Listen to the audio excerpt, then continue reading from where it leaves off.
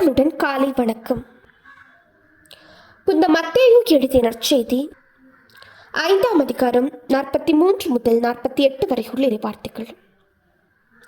அக்காலத்தில் இயேசு தம் சீடருக்கு கூறியது: உனக்கு அடுத்திருப்பவரிடம் அன்பு கூர்வாயாக, பகைவரிடம் வெறுப்பு கொள்வாயாக என கூறியிருப்பதை கேட்டிருக்கிறீர்கள். ஆனால் நான் உங்களுக்கு சொல்கிறேன், உங்கள் பகைவரிடமும் அன்பு கூறுங்கள்.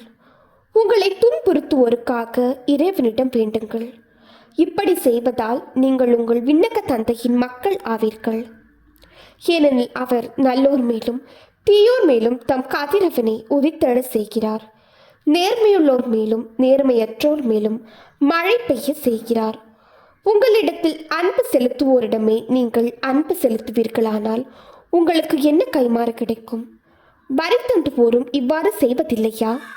நீங்கள் உங்கள் சகோதரர் சகோதரிகளுக்கு மட்டும் வாழ்த்து கூறுவீர்களானால் நீங்கள் மற்றவருக்கு மேலாக செய்து விடுவதென்ன? பிற இனத்தவரும் இவ்வாறு செய்வதில்லையா? ஆதலால் உங்கள் விண்ணக தந்தை நிறைவுள்ளவராக இருப்பது போல் நீங்களும் நிறைவுள்ளவராக இருங்கள். இது கிறிஸ்துவின் நற்செய்தி. இந்த நாள் இனிய நாளாக அமைய வாழ்த்துக்கள். பல பல பல புதுமைகள், பெருமைகள், இனிமைகள் இறங்கிய நல்ல நாள், ஒரு நல்ல நாள், நம் தேவன் தந்த நாள். இது நல்ல நாள், ஒரு நல்ல நாள், நம் தேவன் தந்த நாள்.